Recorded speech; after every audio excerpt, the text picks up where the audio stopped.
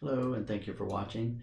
This is an unboxing video of a Harvey Ambassador C200-30 10-inch 2 horsepower cabinet style table saw.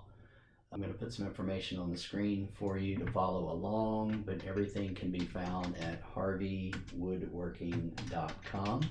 Actually, they've introduced a new model, the C300, which is a 3 horsepower saw for not a whole lot more money than my 200. You can find everything you need at harveywoodworking.com and see all their brands and lines of tools. They have some fantastic tools and fantastic deals. I'm very satisfied with this purchase. Please follow along. It is what I decided for my shop. I had primarily started looking for a table saw upgrade to a contractor saw I'd been using for years, and thought it was time to upgrade to something a little more professional, a little more stable, and I thought cabinet type saw would be the best answer.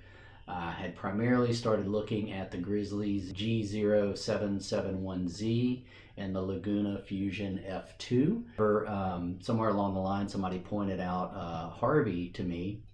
I wasn't familiar with Harvey, the name or the brand, or any products they'd offered. So I began to look into it. The first two saws I was looking for are 2-ish horsepower 10-inch table saws. They're all 110 powered. I don't have any 220. It would be a nightmare to rewire it, so I'm not adding 220 to my shop. So for my little, small workshop that is sometimes vehicle parking, 110 is all I'm going to get. I did add some 110 outlets, additional outlets to the space, but I wasn't going to add 220. So I was looking for as much saw as I could get that would run off of a 110 outlet. The Fuzion and the Grizzly are 2 horsepower-ish saws. I think the Fuzion's 1.75, Grizzly's a 2 horsepower. Harvey, it's much better built, has much better dust collection, is heavier, is more stable, it has the cast trunnion. It is a much more substantial machine than the other 2 saws, in my opinion. I ordered the saw, it arrived not even a week after I ordered it, and this was in the beginning of the pandemic last year. There was lots of supply chain issues and lots of back orders and lots of parts that manufacturers couldn't get, and that played into part of my reasoning for purchasing this saw. Grizzly was having some back order issues. My local shops were out of Laguna Fuzion saws, not to mention, Laguna, I think, had an inferior dust collection, and depending on what you read, their customer service may or may not be up to par. Grizzly is known for their phenomenal customer service, but I think their saw was lacking a little bit when compared to the Harvey. Very similarly priced on all of them. All 3 brands run specials from time to time. So if you catch one on sale, some offer casters, some offer different parts that may be valuable to you. They were not to me. So ordered the saw, and after doing all of the homework, in the end, for my skills and in my space, weighing all of the options, the value, the availability, the shipping, Harvey won out. The only unknown at that point really was their customer service. They do have a shop in California, so while most of these saws are built overseas, in fact, Harvey has spent years manufacturing machines for other well-known companies.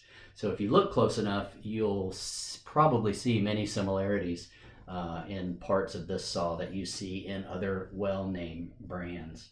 When it was all said and done, there was a minor issue with my miter gauge, and it was slightly out of shape. It was part of the manufacturing process. It was just an error. A couple of phone calls later, and in fact, texted some photographs to the representative at Harvey, and they had a new one in the mail to me 3 days later. So it was a fantastic experience. Harvey so far has been great. The saw has been great. I did put the saw on a inexpensive roller cart for the time being until it gets placed in its permanent home in my shop. So after the unboxing, lots and lots of cleaning had to be done. this saw comes well oiled and well packaged. So it comes on a crate. You have to unbox all of the parts and the wheels. There's extra brackets down in the motor housing assembly to hold it during shipping. You have to clean off all the grease and or whatever comes to keep it from rusting during shipping. Then the assembly can begin. And this is not an assembly video, but I did want to at least show some of the assembly. I lost some footage when it came time to install the rails, so unfortunately it's going to skip around a little bit from adding the wings to a completed product. The saw comes complete. It comes with a throat plate for a 10-inch blade. It comes with a dado set throat plate. They're not zero clearance, but they're pretty close. I will be making my own. But overall, it's a phenomenal value for a company that I didn't know a lot about. Like you guys, I started my search, online. Didn't know where to go. I was hitting the woodworking forums. I was attending the local trade shows. I was visiting my local rockler and wood stores. And everybody has great advice, but Harvey at the time, and may or may not still be, was relatively unknown in their table saws. So finding out about the table saw and the bang for the buck that it provides was a good choice for me and my shop. You can see now the heavy duty cast iron trunnions. Everything in the housing is heavy duty. Everything, including the cast wings, are heavy duty. That's why it required a little stand on my floor jack to assemble this table myself. The whole thing is super heavy and super well built. Adjusting wheels there are extremely heavy and spin very easily. You might notice my overhead dust collection there. I installed it at 12 o'clock position and on accident. I have to go reroute that to 3 o'clock position. But you can see the high-low style fence here, which is an aluminum faced fence, but the backbone is heavy steel. It locks into place firmly. The face has got a low side and a high side, and so undo the T-clamps. I'll slide it out of position and then line the T-bolts back up and slide it in on the high side. It's a little difficult to do one-handed holding the camera, but you can see that it goes back in to have a tall fence like any other fence.